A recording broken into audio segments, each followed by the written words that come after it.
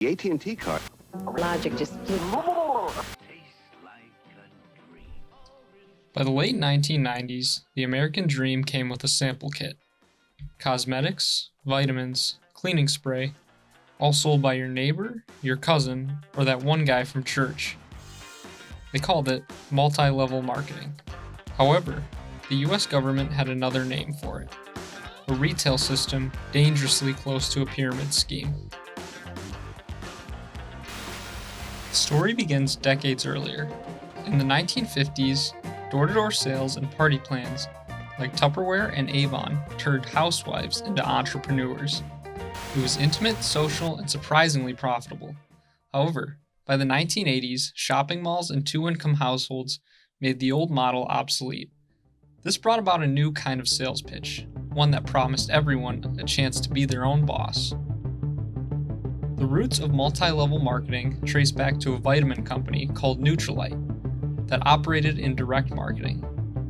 Two of its distributors, J. Van Andel and Rich DeVos, broke away in 1959 to form Amway. Amway paid people not just for what they sold, but for who they recruited. Every new recruit became a rung in a growing chain, and by the 1990s, the chain stretched around the world. Here's how it worked. You buy the company's products, shampoo, supplements, detergent, at a discount.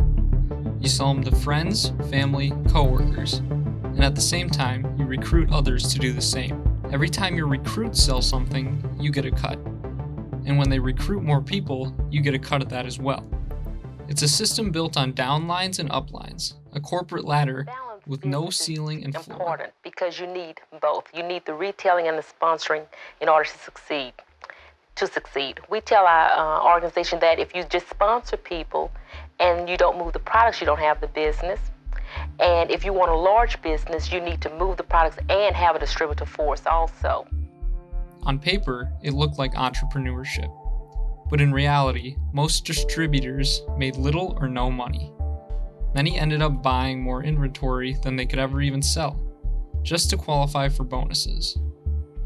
By 1997, multi-level marketing made up about 72% of all US direct selling revenue. But most of these sales came from inside the system itself, distributors selling to other distributors. The movement spread like wildfire. Tapes and seminars promised secrets of success, teaching recruits how to pitch, how to manifest, how to believe. Every success story was filmed, duplicated, and resold for the next wave of hopefuls. The real product wasn't soap or supplements. It was belief. This scheme was nothing new to the Federal Trade Commission. In the 1970s, they shut down companies that used fake business opportunities to disguise pyramid schemes. Amway survived by adopting something called the 70% rule. This is where distributors had to sell at least 70% of their purchased product before receiving bonuses on new product purchases, preventing inventory loading and making Amway the legal blueprint for MLMs across the country. But by the 1990s, the model had exploded, and regulators noticed. Between 1996 and 2002, more MLMs were charged with running illegal pyramid schemes than in the previous 17 years combined. The key moment came in 1996 with Webster versus Omnitrition. The court ruled that the sales to other distributors didn't count as legitimate retail. If your income came mostly from recruiting, you weren't selling opportunity. You were just recycling it. While lawyers argued over legal aspects, the culture took on a life of its own. MLMs in the 90s weren't just selling products, they were selling belief. Borrowing from the era's self-help boom, they promised financial freedom, confidence, and community. Conventions looked like religious revivals, complete with theme music, chants, and confetti cannons. Distributors were told that success was all about mindset. If you failed, it wasn't the system's fault, it was yours. Researchers later called this dream building. It wasn't about selling soap, it was about selling purpose, and for many, that purpose became a new kind of identity, one that blurred the line between self-improvement and self-delusion. By the late 1990s, the cracks started to show. Amway briefly considered buying Avon, the oldest direct selling giant, but backed out within weeks. Industry revenue had flatlined, too many sellers, not enough buyers. The FTC later said the quiet part out loud. Without a significant base of external customers, these companies were heavily reliant on selling to themselves. The dream, once worth billions, was beginning to eat itself.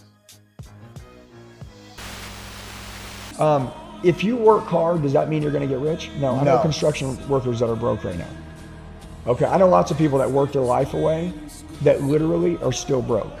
And so if working hard was enough, everybody would be rich, as a lot of people work hard in this world. Yeah. The right opportunity, right, will change everything. But the idea didn't die, it evolved. The 90s MLM boom didn't just change retail, it changed the psychology of work. Today's side hustles, influencer referral codes, and online coaching trees all trace back to this model. The slogans are the same: be your own boss, join my team, change your life. Only now, the parties happen on Instagram instead of in someone's living room. In the 90s, Americans learned that a product and a promise could be the same thing.